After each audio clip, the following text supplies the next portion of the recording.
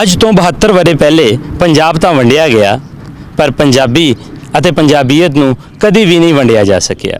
ਅੱਜ ਵੀ 72 ਵਰ੍ਹੇ ਗੁਜ਼ਰਨ ਦੇ ਬਾਵਜੂਦ ਵੀ ਬਹੁਤ ਸਾਰੇ ਅਜਿਹੇ ਪੰਜਾਬੀ ਹਨ ਜਿਹੜੀਆਂ ਆਪਣੀਆਂ ਜਨਮ ਪੌ ਥਾਵਾਂ ਲਹਿੰਦੇ ਤੋਂ ਚੜ੍ਹਦੇ ਤੇ ਚੜ੍ਹਦੇ ਤੋਂ ਲਹਿੰਦੇ ਵੱਲ ਵੇਖਣਾ ਚਾਹੁੰਦੇ ਹਨ, ਪਰ ਦਰਮਿਆਨ 'ਚ ਖਿੱਚੀ ਹੋਈ ਲਕੀਰ ਆਪਣੇ ਜਨਮ ਪੌ ਥਾਂ ਵੇਖਣ ਤੋਂ ਰੋਕਦੀ ਹੈ। ਭਾਰਤ ਦੇ ਸਾਬਕਾ ਵਜ਼ੀਰ ਆਜ਼ਮ ਮਨਮੋਹਨ ਸਿੰਘ ਨੇ ਜਿੱਥੇ ਆਪਣੀ ਜ਼ਿੰਦਗੀ ਦੇ ਖੂਬਸੂਰਤ 15 ਵਰ੍ਹੇ ਗੁਜ਼ਾਰੇ ਔਰ ਜਿੱਥੇ ਉਹਨਾਂ ਨੇ ਜਨਮ ਲਿਆ, ਆਓ ਚੱਲਦੇ ਹਾਂ, ਵੇਖਦੇ ਹਾਂ ਉਹਨਾਂ ਦਾ ਪਿੰਡ ਤੇ ਲੋਕਾਂ ਕੋਲ ਪੁੱਛਦੇ ਹਾਂ ਕਿ ਕਰਤਾਰਪੁਰ ਕੋਰੀਡੋਰ ਉੱਪਰ ਜਿੱਥੇ ਮਨਮੋਹਨ ਸਿੰਘ ਨੂੰ ਸੱਦਾ ਦਿੱਤਾ ਗਿਆ ਹੈ, ਉਹਨਾਂ ਦੀ ਆਣ ਤੇ ਉਹਨਾਂ ਦੇ ਪਿੰਡ ਦੇ ਵਿੱਚ ਕਿੰਨੀ ਕੁ ਖੁਸ਼ੀ ਹੈ।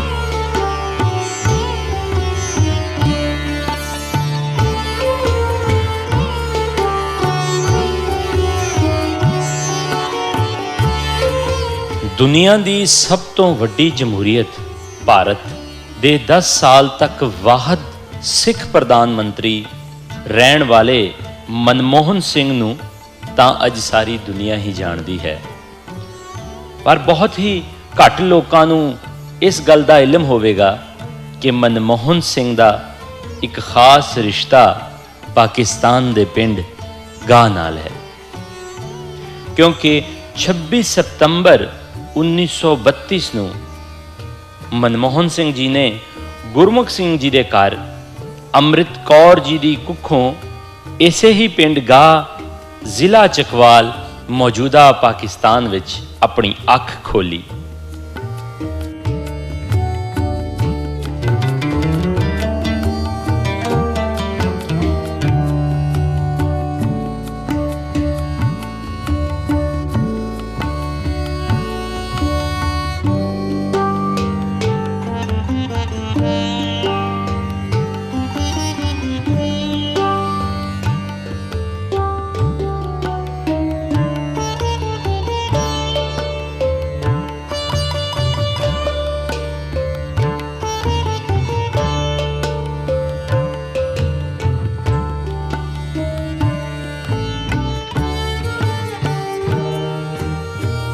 ਪਰ ਆਪ ਜੀ ਦੇ ਬਚਪਨ ਵਿੱਚ ਹੀ ਆਪ ਜੀ ਦੀ ਮਾਤਾ ਦਾ ਅਕਾਲ ਚਲਾਣਾ ਹੋ ਗਿਆ। ਆਪ ਜੀ ਦੀ ਪਰਵਰਿਸ਼ ਦਾ ਬੇੜਾ ਆਪ ਜੀ ਦੀ ਦਾਦੀ ਨੇ ਚੁੱਕਿਆ। ਆਪ ਜੀ ਪਿੰਡ ਦੇ ਬਾਕੀ ਬੱਚਿਆਂ ਦੀ ਤਰ੍ਹਾਂ ਆਪਣੀ ਇਬਤਦਾਈ ਤਾਲੀਮ ਦਾ ਆਗਾਜ਼ ਪਿੰਡ ਦੇ ਇਸ ਪ੍ਰਾਇਮਰੀ ਸਕੂਲ ਤੋਂ ਕੀਤਾ।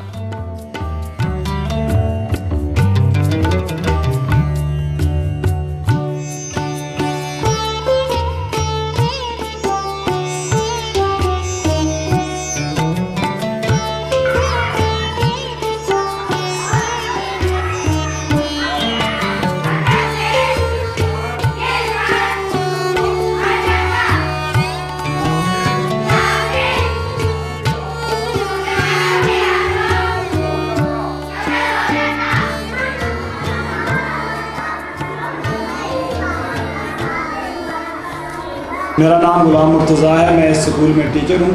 यहाँ पर डॉक्टर मनमोहन सिंह साहब ने पढ़ा है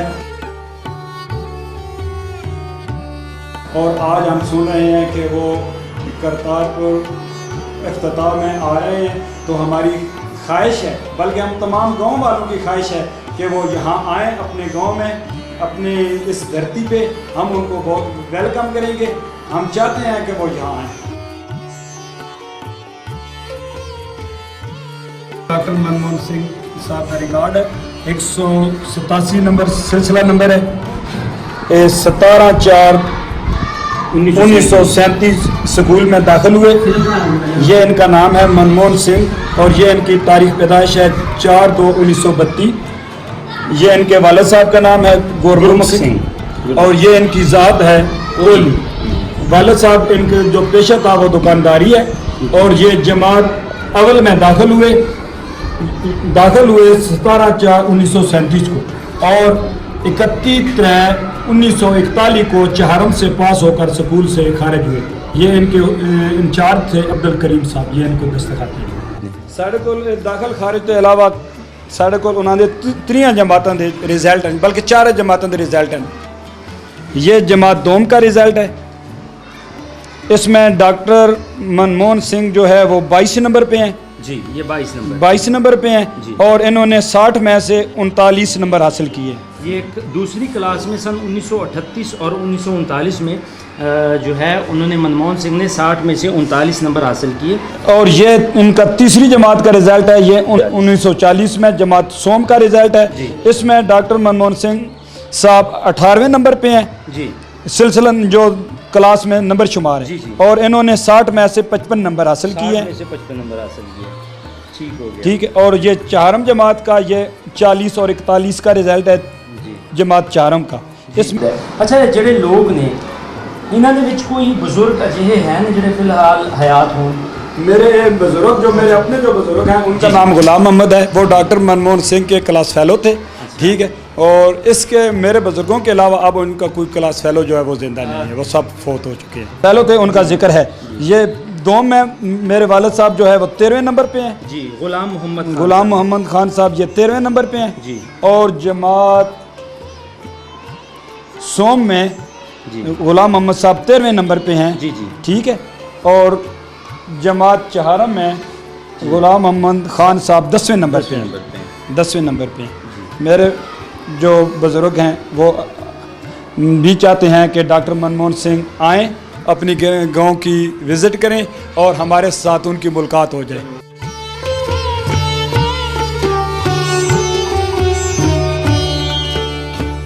ਪ੍ਰਾਇਮਰੀ ਦੀ ਤਾਲੀਮ ਤੋਂ ਬਾਅਦ ਆਪ ਜੀ ਦੇ ਪਿੰਡ ਨਾ ਹੀ ਕੋਈ ਸਕੂਲ ਸੀ ਔਰ ਨਾ ਹੀ ਕੋਈ ਉਸਤਾਦ, ਜਿਸ ਕਾਰਨ ਆਪ ਜੀ ਨੂੰ ਆਪਣੀ ਪੜ੍ਹਾਈ ਜਾਰੀ ਰੱਖਣ ਲਈ ਮੀਲੋਂ ਦੂਰ ਦਾ ਸਫ਼ਰ ਸ਼ੁਰੂ ਕਰ ਦਿੱਤਾ।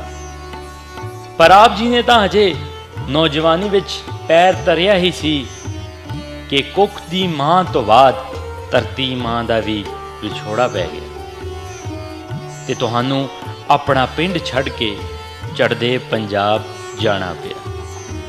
ਇਸ ਸਫ਼ਰ ਦੇ ਵਿੱਚ ਮਨਮੋਹਨ ਸਿੰਘ ਨੇ ਬਹੁਤ ਕੁਝ ਆਪਣੀ ਅੱਖੀ ਵੇਖਿਆ ਔਰ ਇਸੇ ਹੀ ਦ੍ਰਿਸ਼ ਨੇ ਆਪ ਜੀ ਨੂੰ ਖਾਮੋਸ਼ ਕਰ ਦਿੱਤਾ। ਪਰ ਆਪ ਜੀ ਦੀ ਮਿਹਨਤ ਔਰ ਲਗਨ ਨੇ ਆਪ ਜੀ ਨੂੰ ਆਕਸਫੋਰਡ ਯੂਨੀਵਰਸਿਟੀ ਤੱਕ ਪਹੁੰਚਾ ਦਿੱਤਾ, ਜਿੱਥੋਂ ਤੁਸੀਂ ਡਾਕਟਰੀਏਟ ਦੀ ਡਿਗਰੀ ਹਾਸਲ ਕੀਤੀ।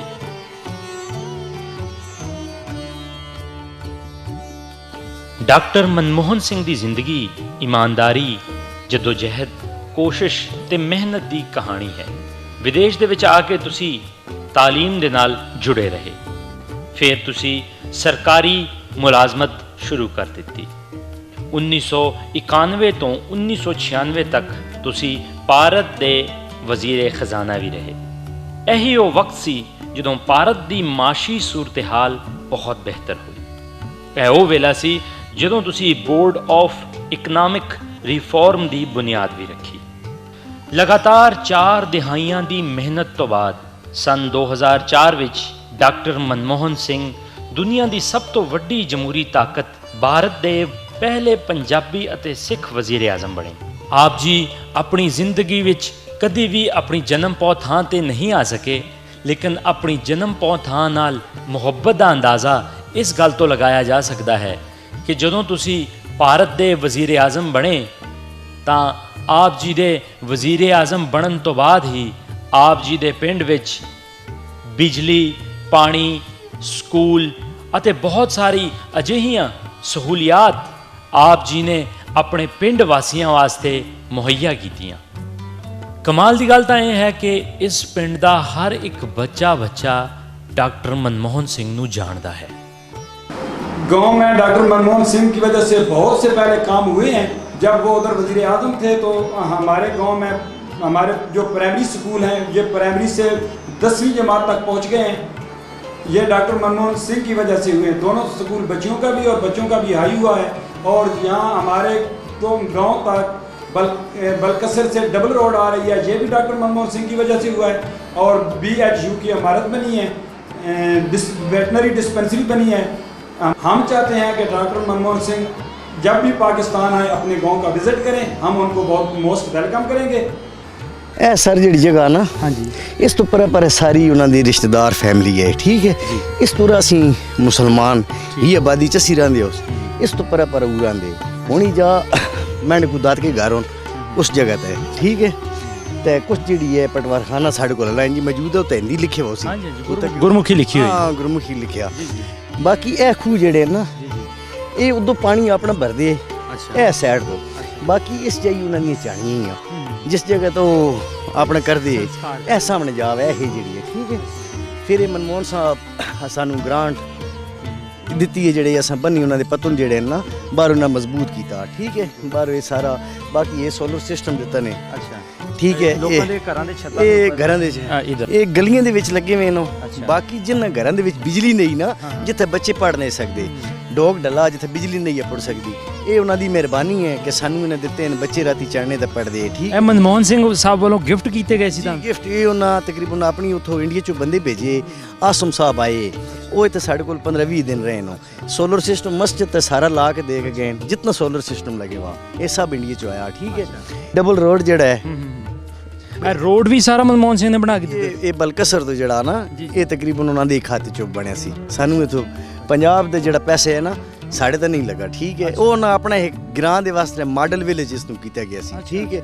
ਇਹ ਫਿਰ ਮਾਡਲ ਵਿਲੇਜ ਹੋਇਆ ਤੇ ਬਾਕੀ ਪਾਣੀ ਸਾਨੂੰ ਵਾਟਰ ਸਪਲਾਈ ਵਾਲਾ ਘਰ ਦੇ ਘਰ ਪਾਣੀ ਦੀ ਹੁਣ ਮਿਲਦਾ ਸਹੂਲਤ ਹੈ ਪਾਣੀ ਦੀ। ਮਤਲਬ ਵਾਟਰ ਸਪਲਾਈ ਦਾ ਵੀ ਸਾਰਾ ਕੰਮ ਮਨਮੋਹਨ ਸਿੰਘ ਸਾਨੂੰ ਕਰਾ ਕੇ ਦਿੱਤਾ, ਠੀਕ ਹੈ। ਕੰਮ ਦੀ ਵੀ ਕੋਈ ਨਹੀਂ ਸਾਨੂੰ ਲੋੜ, ਸਿੱਧੀ ਗੱਲ ਹੈ, ਸਾਨੂੰ ਕੰਮ ਦੀ ਕੋਈ ਨਹੀਂ ਲੋੜ। ਚਲੋ ਇਹ ਤਾਂ ਉਹਨਾਂ ਦੀ ਮਿਹਰਬਾਨੀ ਹੈ, ਵਜ਼ੀਰ ਆਜ਼ਮ ਸਾਹਿਬ ਹੈ ਅਗਰ ਸਾਡੇ ਤੇ ਮਿਹਰਬਾਨੀ ਕਰ ਦਿੱਤੀ ਨੇ ਤੇ ਠੀਕ ਹੈ। ਸਾਨੂੰ ਕੰਮ ਦੀ ਨਹੀਂ ਲੋੜ, ਖਾਲੀ ਸਾਨੂੰ ਇੱਕ ਵਾਰੀ ਆਣ ਕੇ ਤਾਂ ਮਿਲ ਜਾ।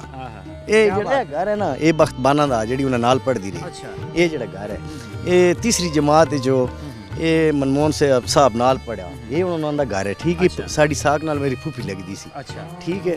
ਤੇ ਇਹ ਜਿਹੜੀ ਸਾਡੀ ਬੈਕ ਸਾਈਡ ਤੇ ਘਰ ਹੈਗਾ ਇਹ ਉਹਨਾਂ ਦੀ ਕਲਾਸ ਫੈਲੋ ਸੀ ਬਖਤਬਾਨਾ। ਉਹਨਾਂ ਨੂੰ ਨਾ ਯਾਦ ਹੈ ਕਿਉਂਕਿ ਉਹਨਾਂ ਇੱਕ ਵਾਰੀ ਇੰਡੀਆ ਦੇ ਵਿੱਚ ਪਹਿਲਾ ਜਿਹੜਾ ਖਤ ਲਿਖਿਆ ਸੀ ਨਾ, ਉਹ ਖਤ ਦੇ ਜ਼ਰੀਏ ਉਹਨਾਂ ਦੇਖਿਆ ਕਿ ਕਲਾਸ ਫੈਲੋ ਬਖਤਬਾਨਾ ਸੀ। ਅਸਲਾਮ ਵਾਲੇਕੁਮ, ਸਤਿ ਸ਼੍ਰੀ ਅਕਾਲ। ਅਸੀਂ ਇਸ ਵੇਲੇ ਮੌਜੂਦ ਹਾਂ ਗਾਹ ਪਿੰਡ ਦੇ ਵਿੱਚ, ਜਿੱਥੇ ਮਨਮੋਹਨ ਸਿੰਘ ਸਾਹਿਬ ਹੋਰਾਂ ਦਾ ਜਨਮ ਹੋਇਆ ਔਰ ਉਹਨਾਂ ਨੇ ਇਬਤਦਾਈ ਤਾਲੀਮ ਪ੍ਰਾਇਮਰੀ ਤਾਲੀਮ ਵੀ ਇੱਥੋਂ ਹਾਸਲ ਕੀਤੀ। ਇਸ ਵੇਲੇ ਮੌਜੂਦ ਹਾਂ ਅਸੀਂ ਮਨਮੋਹਨ ਸਿੰਘ ਦੇ ਇੱਕ ਦੋਸਤ ਨਾਲ, ਇੱਕ ਯਾਰ ਨਾਲ, ਜੋ ਨਾਲ ਪੜ੍ਹਦੇ ਵੀ ਰਹੇ ਨੇ ਔਰ ਬਚਪਨ ਸਾਰਾ ਇਹਨਾਂ ਨੇ ਇਕੱਠੇ ਗੁਜ਼ਾਰਿਆ। ਅਸਲਾਮ ਵਾਲੇਕੁਮ। वालेकुम सलाम। बाबा जी की हाल ने? ठीक है जी। तबीयत से ठीक जे? ठीक है। ਅੱਛਾ ਬਜ਼ੁਰਗੋ, ਮਨਮੋਹਨ ਸਿੰਘ ਸਾਹਿਬ ਨਾਲ ਤੁਹਾਡੇ ਕਿੰਨੇ ਕੁ ਯਾਰਾਨਾ ਦੋਸਤਾਨਾ ਸੀ? ਕਿਸ ਤਰ੍ਹਾਂ ਤੁਸੀਂ ਉਹਨਾਂ ਨੂੰ ਜਾਣਦੇ ਹੋ? भाई असी छोटे छोटे उस बहु बच्चे उस है इस बच्चे जो इस भी हड्डी निके उस ਅੱਛਾ इतने पढ़ते हो साढ़ा भी जमाती है जो ਅੱਛਾ फिर वो पाकिस्तान से हिंदुस्तान बनया ਅੱਛਾ उस वालद जो है उन्होंने कदियों पिछौड़ की चित है हलवाइयों का काम करेंगे। ਅੱਛਾ वो सौदा टुर गया वत असी इत्थे रह गए। मैं तो 4 पढ़ के तो वत अपना जिम्मेदार उस दान दे रख के हड़ बहते रहे हाँ तो कणकां कप्पियां गाइयां जो जिम्मेदार का काम होंदा। ਅੱਛਾ ਉਹਦਾ ਬਚਪਨ ਚੇਤੇ ਆ ਤੁਹਾਨੂੰ ਮਨਮੋਹਨ ਸਿੰਘ ਦਾ? चेता जी भाई थोड़ा थोड़ा खबर चेता होना बहुत निके उसने ਅੱਛਾ ਤੁਸੀਂ ਮਨਮੋਹਨ ਸਿੰਘ ਦੇ ਯਾਰ ਹੋ ਤੇ ਮਨਮੋਹਨ ਸਿੰਘ ਹੁਣ ਆ ਰਿਹਾ ਹੈ ਪਾਕਿਸਤਾਨ। आ रहा तुझे मैं दिल्ली तरफ दावा दे दियो बस तू गए अपने पिंड चा गुलाम महमूद पैदा थे। ਗੁਲਾਮ ਮਹਿਮੂਦ ਸਾਹਿਬ ਕਹਿ ਰਹੇ ਨੇ ਕਿ ਉਹ ਆਪਣੇ ਪਿੰਡ ਆਣ। जरूर आना गुलाम। ਅੱਛਾ ਅੱਛਾ, ਉਹ ਅਗਰ 9 ਤਰੀਕ ਨੂੰ ਕਰਤਾਰਪੁਰ ਸਾਹਿਬ ਆਣਗੇ ਤੇ ਤੁਸੀਂ ਉਹਨਾਂ ਨੂੰ ਮਿਲਣ ਜਾਓਗੇ ਇੱਥੋਂ? इंशाल्लाह। ਅੱਛਾ, हाँ ਤੇ ਅਗਰ ਉਹ ਤੁਹਾਡੇ ਪਿੰਡ ਆ ਜਾਂਦੇ ਨੇ जी जी ਤੇ ਤੁਸੀਂ ਉਹਦਾ ਕਿਸ ਤਰ੍ਹਾਂ ਇਸਤਕਬਾਲ ਕਰਦੇ ਹੋ? जी अच्छी सारा जोर ला के करता पूरा गिरां जितना साढ़े को लगा।